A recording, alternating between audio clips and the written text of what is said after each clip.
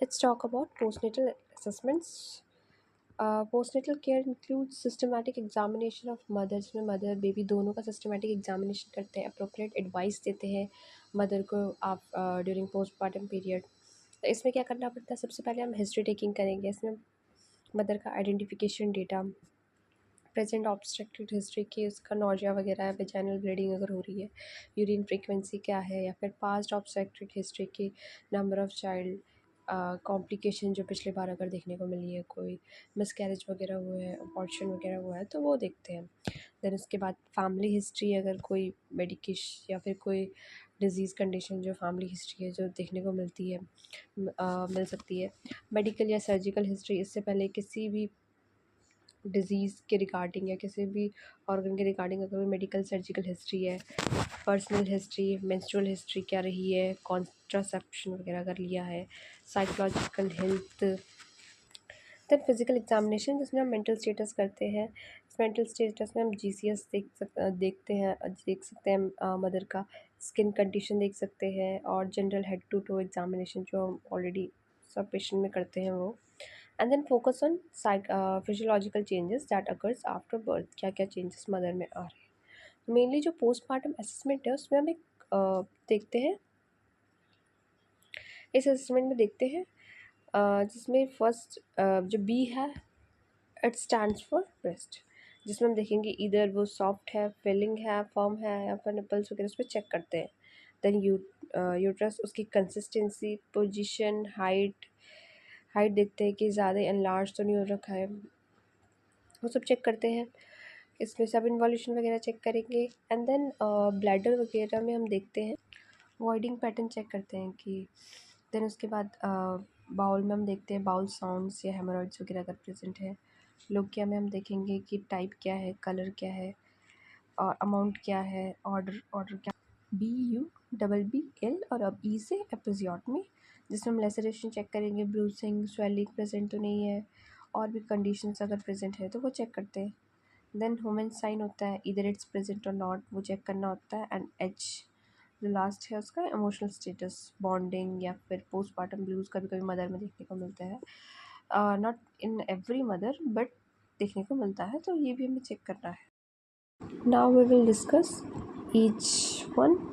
each of them one by one. First of all about breast. On palpation after delivery के बाद जब हम palpation करेंगे तो breast usually enlarged, soft, warm and contain a small amount of colostrum से present होता है। The mother may be experience breast engorgement, जो एक complication होता है मदर का breast का, वो देखने को मिल सकता है, which may begin as tingling sensation on breast 2 to 4 days after delivery। तो breast engorgement हो रहा है तो तब हमें ये कंडीशन देखने को मिल सकती है।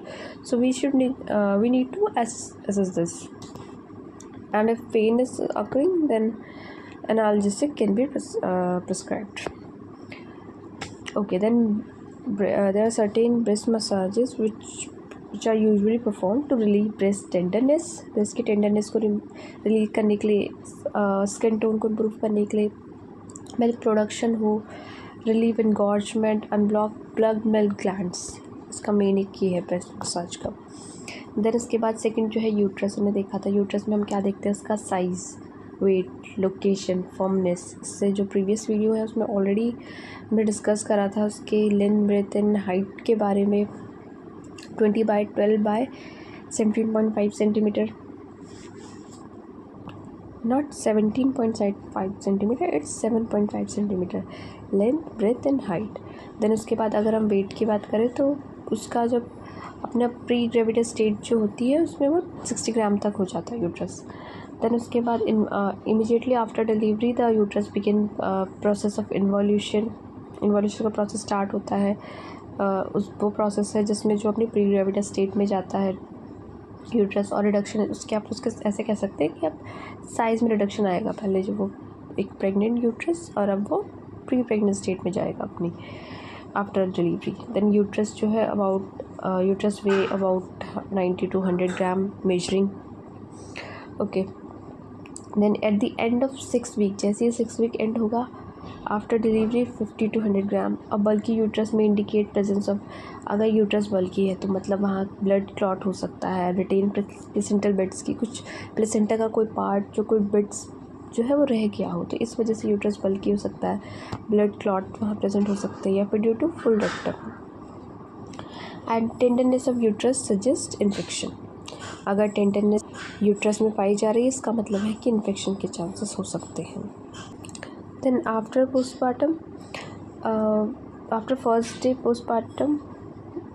Postmortem date, fundus involute 1 to 2 centimetre per day. जैसे हमने देखा है कि नॉर्मली यूजुअली जो यूट्रस होता है वो 1.25 सेंटीमीटर के अकॉर्डिंग जो है अब उसका साइज़ रिड्यूस होता रहता है per day after pregnancy. Normally, uterus should be contracted hard and not painful if touched. The height of uterus should be measured. Then, उसके बाद management of bleeding. If bleeding occurs, then what should we do? After delivery of placenta, 20 to 30 units of oxytocin often is added to IV solution. Okay. Baby deliver हुआ, placenta deliver हुआ, तो then उसके बाद अगर bleeding हो रही है फिर भी, तो 20 to 30 unit of oxytocin often added or can administer oxytocin IM. Initiating early breastfeeding or performing nipple stimulation is employed. If remain boggy, then despite massage and oxytocin administered. In this we take if bleeding continue, then pharmacological agent start, जैसे मेथार्जिन होता है 0.25 mg IM हम उसे देते हैं। Prostaglandin हो गया, van मेथार्जिन जो है कैन नॉट स्टॉप ब्लीडिंग और कॉन्ट्राइंडिकेटेड। मेथार्जिन जब कॉन्ट्राइंडिकेटेड होगा या ब्लीडिंग स्टॉप नहीं कर रहा है, तो 2.5 mg जो हम मेथार्जिन दे रहे थे अब वो नहीं देंगे, अब उसकी जगह हम क्या देंगे, हम प्रोस्टाग्लैंडिन देंगे। ओके, देन थर्ड वन पहले हमने पढ़ा, B for bladder, U for uterus and again B for no, हमने जो पहला B पढ़ा, B for breast, B for uterus, and third जो हम B फॉर पढ़ेंगे U for uterus and B for third जो पढ़ेंगे bladder. In the immediate postmortem period the bladder is congested, oedematous and hypotonic from effect of labour के इफेक्ट से अब postmortem के पीरियड के बाद जो ब्लैडर है वो कंजेस्टेड है, एडिमेटस है, थोड़ी बहुत लाइक स्वेलिंग्स वगैरह प्रेजेंट है उसमें, हाइपोटोनिक है, टोनिक की उसकी टोन जो है उसकी कम हो रखी है। And after delivery the client should urinate with in 4 hours, और ये ज़रूरी है कि ब्लैडर एम्प्टी होना चाहिए डिलीवरी के 4 घंटे के अंदर जो है मदर को यूरिनेट करना ज़रूरी है, क्योंकि यूरिन स्टेसिस से भी जो है कॉम्प्लिकेशन आते हैं।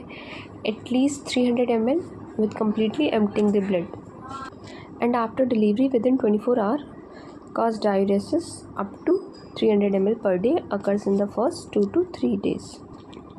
Then catheterization must be done, अगर ज़रूरत है तो कैथेटराइजेशन जो है आफ्टर डिलीवरी मोस्टली जो विमेंस में डाला जाता है, क्योंकि वो अभी उस स्टेज में होती है कि उनको मूवमेंट करने में या फिर यूरिन वगैरह पास करने में या फिर यूरिन वॉशरूम्स वगैरह जाने में थोड़ी दिक्कत आती है, तो इसलिए हम एक कैथेटर इंसर्ट करते हैं to pass the urine. Then bowel, following vaginal delivery हो गई, उसके बाद bowel movement normally occur after 2 to 3 days में अपना बाउल मूवमेंट जो है नॉर्मल हो जाता है। When gastric motility not return it indicate constipation. अगर मदर जो है गैस्ट्रिक उसके मूवमेंट नहीं हो रहा, गैस्ट्रिक जो पेरिस्टाल्सिस मूवमेंट है वो नहीं हो रहा है, इसका मतलब मदर जो है कॉन्स्टिपेटेड है, तो वो आगे जाके प्रॉब्लम क्रिएट कर सकती है, मदर को नॉजियस हो सकती है, स्टमक पेन हो सकता है। Client should encourage to drink 6 to 8 glass of fluid daily, कि हमें उससे प्लेंटी ऑफ वाटर जो है पिलाना है, हाई फाइबर डाइट देनी है, veggies, fruits, enema may be given if needed, and stool softener, because mother अगर कॉन्स्टिपेटेड है तो स्टूल सॉफ्टनर से डक्लोक्लैक्स होता है, and topical ointment. After this lochia हमने ऑलरेडी पढ़ लिया था, ये वेजाइनल डिस्चार्ज होता है व्हेन ब्लीडिंग, अगर ब्लीडिंग हैवी है, ensure the source of bleeding, it may be lacerated. Saturation of vaginal part within 15 to 30 minutes। CBC में इंडिकेट 1 to 1.5 ग्राम पर DL, decrease in HB level. तो इसमें हम check करते हैं कि लोकिया का ऑर्डर कैसा है, टाइप कौन, अभी किस टाइप में है, उसके 3 टाइप्स पढ़े थे हमने, lochia, alba, serosa, rubra, and then उसके बाद हम इसका अमाउंट देखेंगे।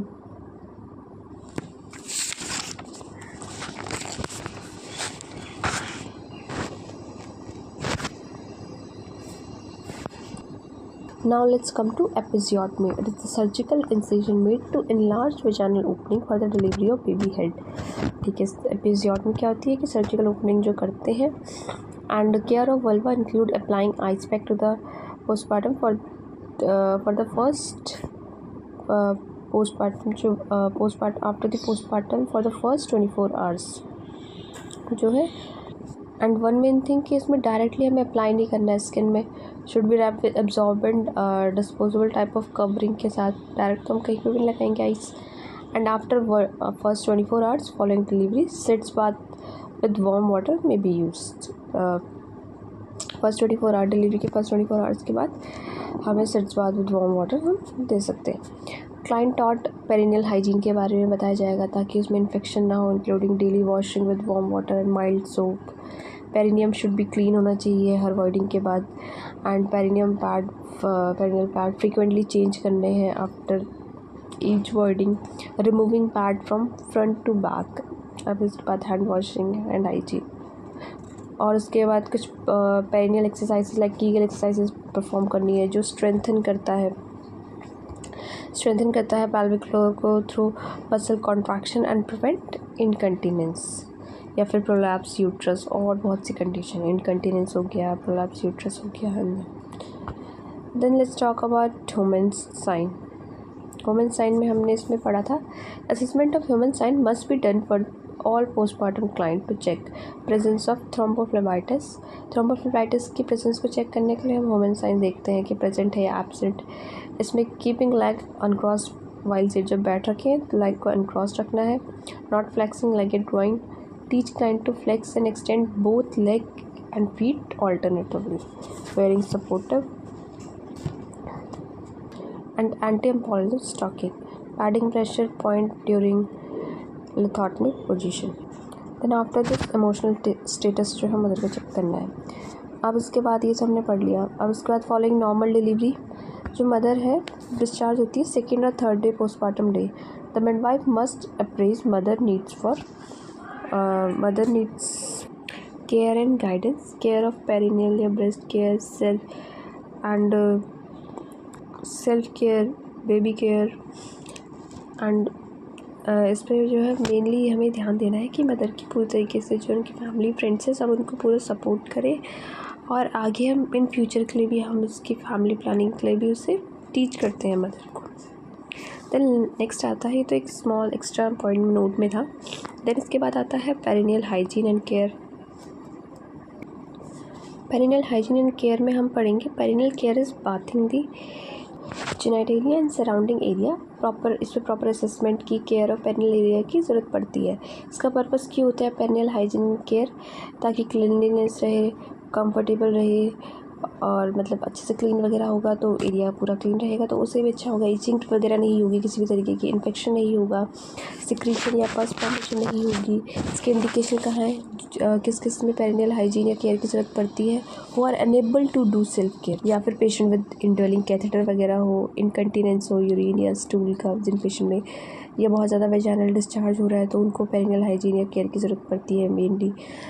मतलब हाइजीन और केयर तो सबको करनी है, लेकिन किसको ज़्यादा ध्यान देना है, इन पेशेंट को ज़्यादा ध्यान देना है. कैथेटर वाले को यूरिन कंटिनेंस में, वेजाइनल डिस्चार्ज हो या फिर रिकवरी फ्रॉम रेक्टल या जेनाइटल सर्जरी, चाइल्ड बर्थ के बाद भी ज़्यादा ध्यान देने की ज़रूरत पड़ती है क्योंकि वो पीरियड होता है, पीक पीरियड होता है जहाँ इन्फेक्शन के चांसेस बहुत ज़्यादा होते हैं. इसका प्रिंसिपल है to clean perineum from cleanest to less cleanest area.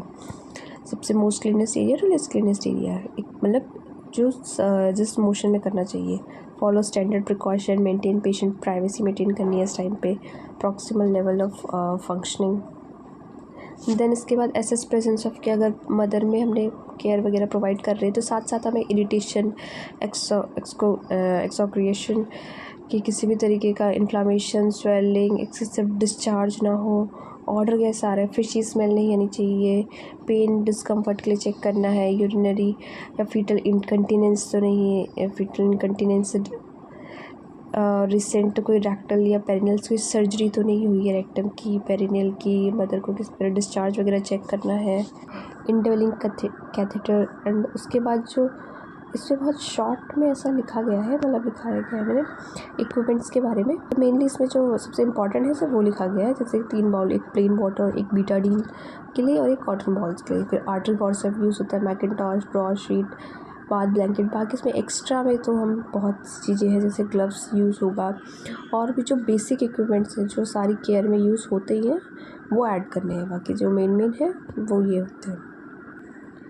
Then जो उसके बाद हेल्थ केयर प्रोफेशनल्स हैं उसमें क्या होंगे, वो सारे उसमें प्रिपरेशन होगी। पहले क्लाइंट की प्रिपरेशन होती है और जो हेल्थ केयर प्रोफेशनल्स हैं वो अपने प्रिपरेशन करते हैं कि आर्टिकल्स वगैरह गैदर करेंगे, जो भी उस केयर को प्रोवाइड कर रहा है वो आर्टिकल्स गैदर करेगा, place at bed side, collect information वगैरह कलेक्ट करेगा, उसके नाम, पेशेंट के नाम वगैरह आइडेंटिफाई करेंगे ताकि हम कि सही पेशेंट को भी वो केयर दे रहे हैं या नहीं, और उसके ऑर्नामेंट्स वगैरह रिमूव कराएंगे।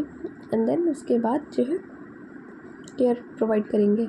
इसमें भी हमें प्रिपरेशन ऑफ क्लाइंट में हम क्लाइंट को पूरा समझाते हैं प्रोसीजर्स के बारे में, उसकी पोजीशनिंग क्या होगी उस टाइम पे with leg spread apart, uncover client only perineal area को सिर्फ अनकवर करेंगे, अननेसेसरी पार्ट को हम अनकवर नहीं करेंगे। देन इसके बाद स्प्रेड ऑपरेशन शीट या cover sheet that way so only perineal area can observe. Then procedure में आफ्टर एक्सप्लेनिंग प्रोसीजर, अब उसके बाद जो हैंड वॉशिंग वगैरह होगी, एक IPR मेंटेन किया जाएगा, इंटरपर्सनल रिलेशनशिप। फिर उसके बाद प्रेजेंस ऑफ इक्विपमेंट चेक करेंगे, सारे इक्विपमेंट है कि नहीं है, पॉलिस कैथेटर वगैरह जैसे हो गया, and assess genitalia for sign of inflammation, skin breakdown, infection and infection, contamination with faecal matter.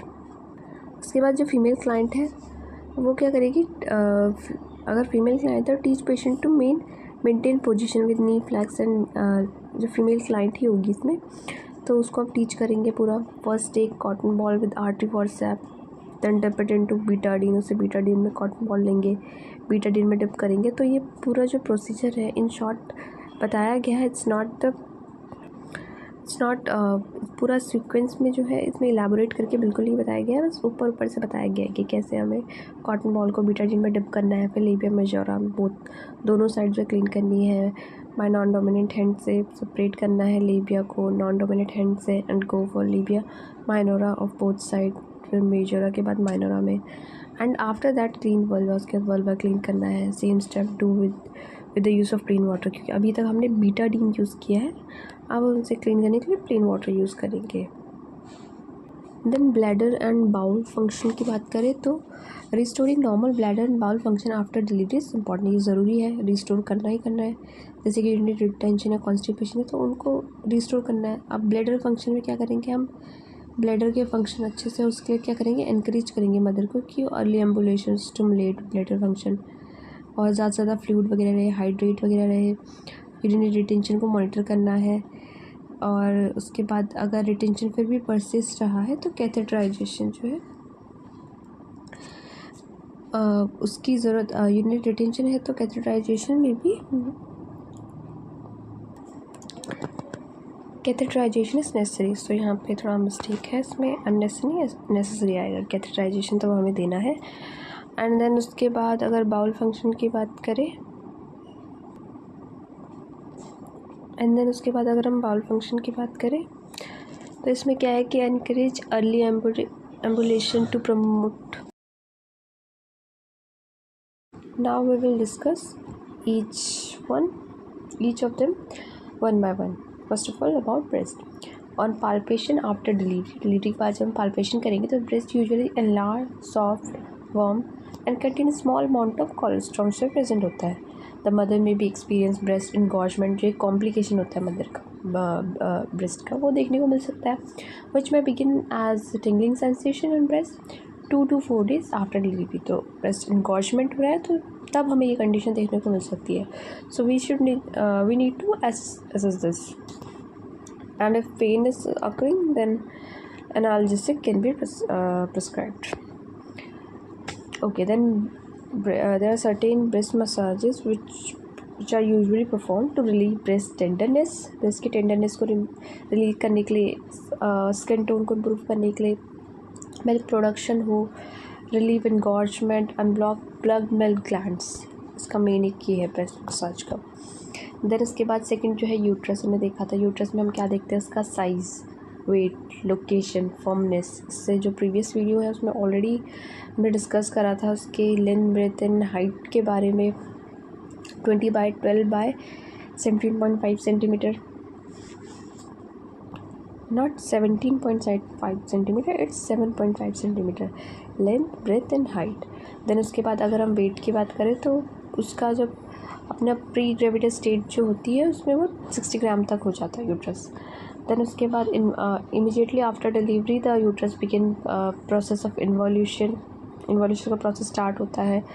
वो प्रोसेस है जिसमें जो अपनी प्री ग्रेविडल स्टेट में जाता है यूट्रस, और रिडक्शन उसके आप उसके ऐसे कह सकते हैं कि अब साइज़ में रिडक्शन आएगा। पहले जो वो एक प्रेग्नेंट यूट्रस और अब वो प्री प्रेग्नेंट स्टेट में जाएगा अपनी आफ्टर डिलीवरी। देन यूट्रस जो है uterus weigh about 90 to 100 gram measuring.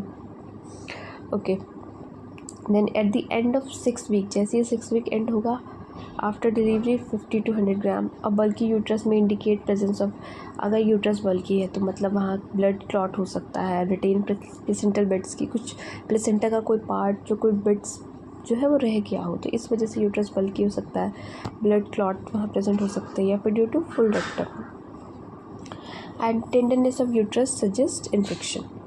अगर टेंडरनेस यूट्रस में पाई जा रही है इसका मतलब है कि इन्फेक्शन के चांसेस हो सकते हैं। Then after postmortem, after first postmortem date, fundus involute 1 to 2 centimetre per day. जैसे हमने देखा है कि नॉर्मली यूजुअली जो यूट्रस होता है वो 1.25 सेंटीमीटर के अकॉर्डिंग जो है अब उसका साइज़ रिड्यूस होता रहता है per day after pregnancy. Normally uterus should be contracted hard and not painful if touched. The height of uterus should be measured.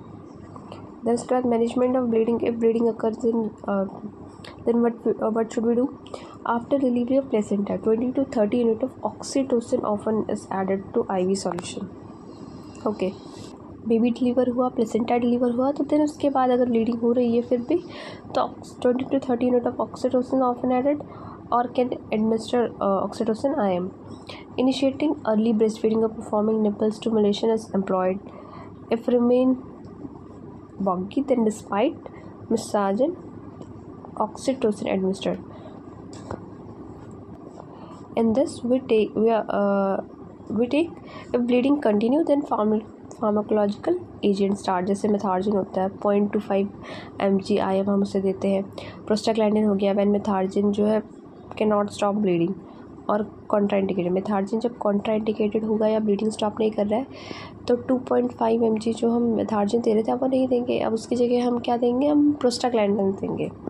Okay, then third one पहले हमने पढ़ा B for bladder, U for uterus and again B for no, हमने जो पहला B पढ़ा B for breast, B for uterus, and third जो हम B for पढ़ेंगे U for uterus and B for third जो पढ़ेंगे bladder. In the immediate postmortem period the bladder is congested, oedematous and hypotonic from effect of labour के इफेक्ट से अब postmortem के पीरियड के बाद जो ब्लैडर है वो कंजेस्टेड है, एडिमेटस है, थोड़ी बहुत लाइक स्वेलिंग्स वगैरह प्रेजेंट है उसमें, हाइपोटोनिक है, टोनिक की उसकी टोन जो है उसकी कम हो रखी है। And after delivery the client should urinate with in 4 hours, और ये ज़रूरी है कि ब्लैडर एम्प्टी होना चाहिए डिलीवरी के 4 घंटे के अंदर जो है मदर को यूरिनेट करना ज़रूरी है, क्योंकि यूरिन स्टेसिस से भी जो है कॉम्प्लिकेशन आते हैं। At least 300 ml with completely emptying the blood. And after delivery with in 24 hours cause diuresis up to 300 ml per day occurs in the first 2 to 3 days. Then catheterization must be done, अगर ज़रूरत है तो catheterization जो है after delivery mostly जो women's में डाला जाता है, क्योंकि वो अभी उस स्टेज में होती है कि उनको मूवमेंट करने में या फिर यूरिन वगैरह पास करने में या फिर यूरिन वॉशरूम्स वगैरह जाने में थोड़ी दिक्कत आती है, तो इसलिए हम एक कैथेटर इंसर्ट करते हैं to pass the urine. Then bowel, following vaginal delivery हो गई उसके बाद bowel movement normally occur after 2 to 3 days में अपना बाउल मूवमेंट जो है नॉर्मल हो जाता है। When gastric motility not return it indicate constipation. अगर मदर जो है गैस्ट्रिक उसकी मूवमेंट नहीं हो रही, गैस्ट्रिक जो पेरिस्टाल्सिस मूवमेंट है वो नहीं हो रहा है, इसका मतलब मदर जो है कॉन्स्टिपेटेड है, तो वो आगे जाके प्रॉब्लम क्रिएट कर सकती है। मदर को नॉजियस हो सकती है, स्टमक पेन हो सकता है। Client should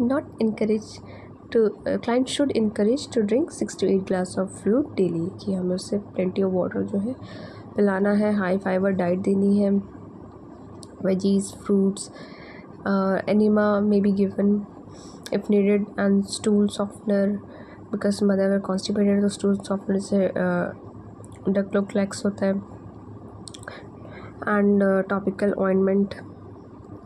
after this lochia हमने ऑलरेडी पढ़ लिया था। ये वेजाइनल डिस्चार्ज होता है व्हेन ब्लीडिंग, अगर ब्लीडिंग हैवी है, ensure the source of bleeding, it may be lacerated. Saturation of vaginal part within 15 to 30 minutes।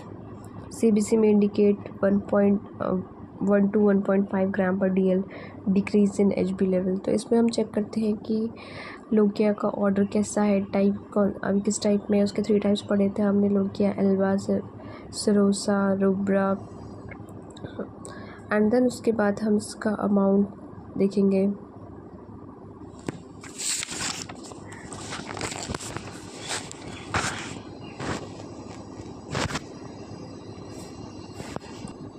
Now let's come to episiotomy. It is the surgical incision made to enlarge vaginal opening for the delivery of baby head। ठीक है, episiotomy क्या होती है कि surgical opening जो करते हैं। And care of vulva include applying ice pack to the postmortem for the first postmortem जो after the postmortem for the first 24 hours जो है। एंड वन मेन थिंग कि इसमें डायरेक्टली हमें अप्लाई नहीं करना है स्किन में, should be wrap with absorbent disposable type of covering के साथ। डायरेक्ट तो हम कहीं पर भी लगाएंगे ice. And after first 24 hours following delivery, sitz bath with warm water may be used.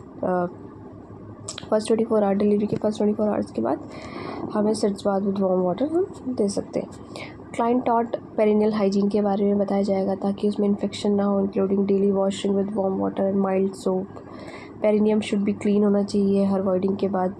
And perineal pad frequently change करने हैं after each voiding, removing pad from front to back. अब इसके बाद हैंड वॉशिंग एंड हाइजीन। और उसके बाद कुछ perineal exercises like Kegel exercises perform करनी है जो स्ट्रेंथन करता है pelvic floor को through muscle contraction and prevent incontinence या फिर प्रोलैप्स यूट्रस। और बहुत सी कंडीशन, इनकंटिनेंस हो गया, प्रोलैप्स यूट्रस हो गया।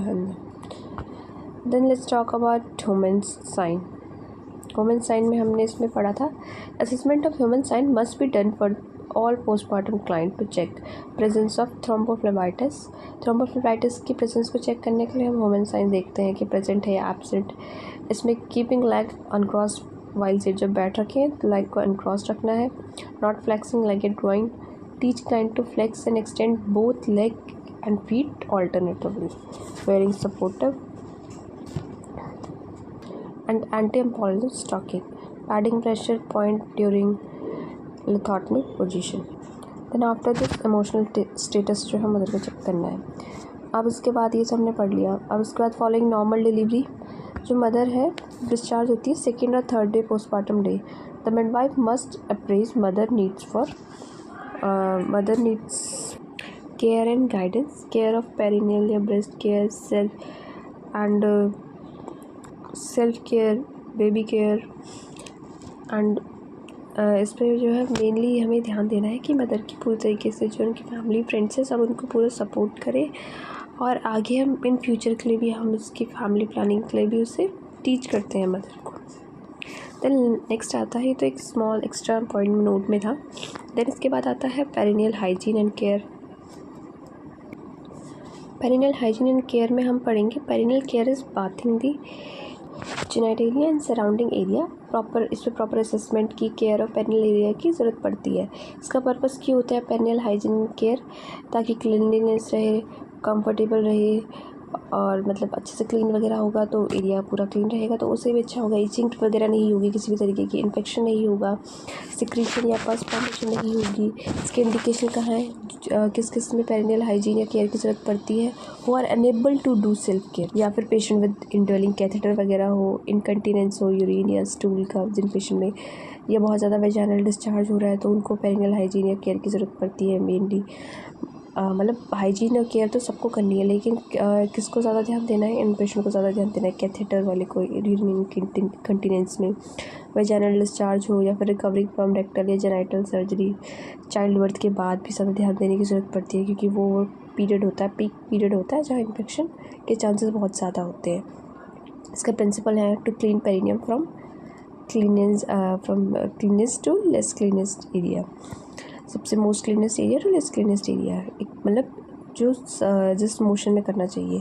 Follow standard precaution, maintain patient privacy maintain करनी है इस टाइम पे, proximal level of functioning. Then इसके बाद एसेस प्रेजेंस ऑफ केयर, अगर मदर में हमने केयर वगैरह प्रोवाइड कर रहे हैं तो साथ साथ हमें इरिटेशन, एक्सोक्रिएशन कि किसी भी तरीके का इन्फ्लामेशन, स्वेलिंग, एक्सेसिव डिस्चार्ज ना हो, ऑर्डर गैस आ रहा है, फिशी स्मेल नहीं आनी चाहिए, पेन डिस्कम्फर्ट के लिए चेक करना है, यूरिनरी या फीटल इनकंटीनेंस तो नहीं है, फीटल इनकंटीनेंस रिसेंट कोई रेक्टल या पेरिनियल कोई सर्जरी तो नहीं हुई है रेक्टम की, पेरिनियल की, मदर को किस तरह डिस्चार्ज वगैरह चेक करना है, इंडवेलिंग कैथेटर। एंड उसके बाद जो इसमें बहुत शॉर्ट में ऐसा लिखा गया है, मतलब लिखाया गया है मैंने इक्विपमेंट्स के बारे में, तो मेनली इसमें जो सबसे इंपॉर्टेंट है सिर्फ वो लिखा गया है, जैसे 3 बाउल, एक प्लेन वाटर, एक बीटाडीन के लिए और एक कॉटन बॉल्स के लिए, फिर आर्टरी फॉर्सेप यूज़ होता है, मैकिनटॉश, ब्रॉ शीट, बाथ ब्लैंकेट। बाकी इसमें एक्स्ट्रा में तो हम बहुत चीज़ें हैं, जैसे ग्लव्स यूज़ होगा और भी जो बेसिक इक्विपमेंट्स हैं जो सारी केयर में यूज़ होते ही हैं वो ऐड करने हैं, बाकी जो मेन है वो ये होते हैं।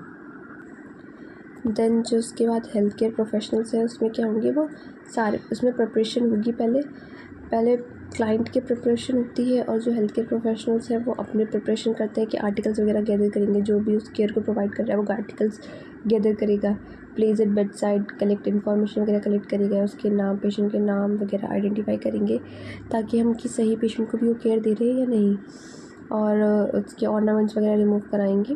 एंड देन उसके बाद जो है केयर प्रोवाइड करेंगे। इसमें भी हमें प्रिपरेशन ऑफ क्लाइंट में हम क्लाइंट को पूरा समझाते हैं प्रोसीजर्स के बारे में, उसकी पोजीशनिंग क्या होगी उस टाइम पे, with leg spread apart, uncover client only perineal area को सिर्फ अनकवर करेंगे, अननेसेसरी पार्ट को हम अनकवर नहीं करेंगे। देन इसके बाद स्प्रेड ऑपरेशन शीट या cover sheet, that way so only perineal area can observe. Then procedure में आफ्टर एक्सप्लेनिंग प्रोसीजर, अब उसके बाद जो हैंड वॉशिंग वगैरह होगी, एक IPR मेंटेन किया जाएगा, इंटरपर्सनल रिलेशनशिप। फिर उसके बाद प्रेजेंस ऑफ इक्विपमेंट चेक करेंगे, सारे इक्विपमेंट है कि नहीं है, पॉलिस कैथेटर वगैरह जैसे हो गया, and assess genitalia for sign of inflammation, skin breakdown, infection and infection, contamination with faecal matter. उसके बाद जो फीमेल क्लाइंट है वो क्या करेगी, अगर फीमेल क्लाइंट है तो teach patient to maintain position with knee flex, and जो फीमेल क्लाइंट ही होगी इसमें तो उसको आप टीच करेंगे पूरा। First take cotton ball with artery forceps, then dip it into Betadine, उससे बीटाडीन में कॉटन बॉल लेंगे, बीटाडीन में डिप करेंगे। तो ये पूरा जो प्रोसीजर है इन शॉर्ट बताया गया है, इट्स नॉट पूरा सीक्वेंस में जो है इसमें इलेबोरेट करके बिल्कुल नहीं बताया गया है, बस ऊपर से बताया गया है कि कैसे हमें कॉटन बॉल को बीटाडीन में डिप करना है, फिर लेबिया मेजोरा दोनों साइड जो क्लीन करनी है, बाय नॉन डोमिनेंट हैंड से सेपरेट करना है लेबिया को नॉन डोमिनेंट हैंड से, and go for labia minora of both side, फिर मेजोरा के बाद माइनोरा में, and after that clean vulva, उसके बाद वल्वा क्लीन करना है। Same step do with the use of plain water, क्योंकि अभी तक हमने बीटाडीन यूज़ किया है, अब हम उसे क्लीन करने के लिए प्लेन वाटर यूज़ करेंगे।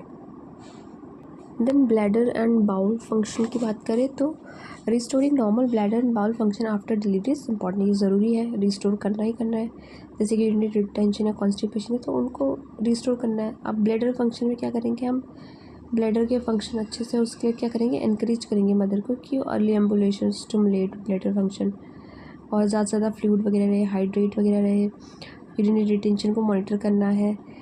और उसके बाद अगर रिटेंशन फिर भी परसिस्ट रहा है तो कैथेटराइजेशन जो है उसकी ज़रूरत, यूरिनरी रिटेंशन है तो कैथेटराइजेशन में भी कैथेटराइजेशन इज़ नेसेसरी। सो यहाँ पे थोड़ा मिस्टेक है, इसमें अननेसेसरी नेसेसरी आएगा। कैथेटराइजेशन तो हमें देना है। एंड देन उसके बाद अगर बाउल फंक्शन की बात करें, अगर हम बाउल फंक्शन की बात करें तो इसमें क्या है, it encourage early ambulation to promote bowel motility and also bowel function के लिए हमें मदर को हाई फाइबर डाइट, इसमें fruits, veggies, whole grain, adequate fluid intake करना है ताकि कॉन्स्टिपेशन ना हो। स्टूल सॉफ्टनर प्रोवाइड करने हैं, docusate, sodium and sign for haemorrhoids हमें चेक करते रहने हैं। प्रोवाइड टॉपिकल ट्रीटमेंट अगर ज़रूरत है। उसके बाद जो minor elements and of puerperium, minor disorder and elements of puerperium में after pain on puerperium, breast engorgement, postnatal diuresis, constipation, lactation suppression. After pain जो है बहुत ज़्यादा फ्रीक्वेंट स्पास्मोटिक पेन जो है वो लोअर एब्डोमेन में फील होता है।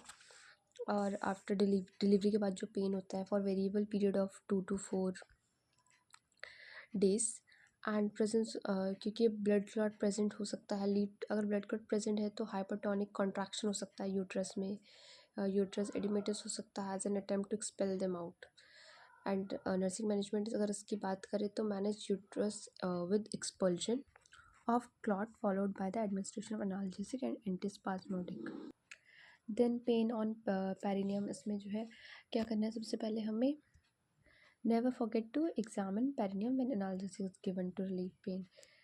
एग्जामिन करना है पहले पेरिनियम को, फिर देना है हमें, फिर डिटेक्शन करना है वल्वो वेजाइनल हेमाटोमा का। फिर साइन एंड सिम्पटम्स की बात आए तो हमें सीवियर शार्प पेरिनियल पेन देखने को मिल सकता है, swelling in the perineal area, appearance of tense sensitive mass of varying size covered by discolored skin, then complaints of fullness or pressure in vagina।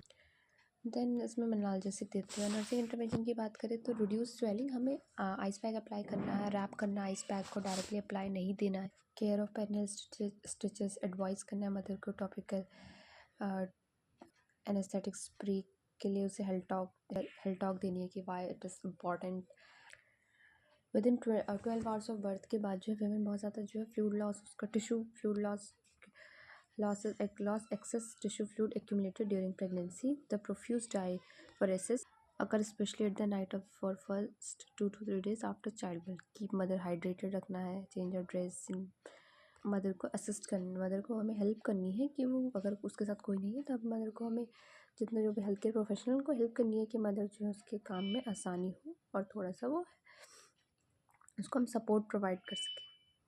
Constipation की बात आए तो roughage and fluid is enough to move bowel. Laxative जैसे इसे घोल दे सकते हैं 2 teaspoon at bedtime. Usually lactation suppression भी देखने को मिलता है अगर मदर ब्रेस्ट फीड नहीं करा। इसके लिए हमें जो है सपोर्ट ब्रेजर या बाइंडर यूज़ करना है कंटिन्यूसली एटलीस्ट 72 आवर्स।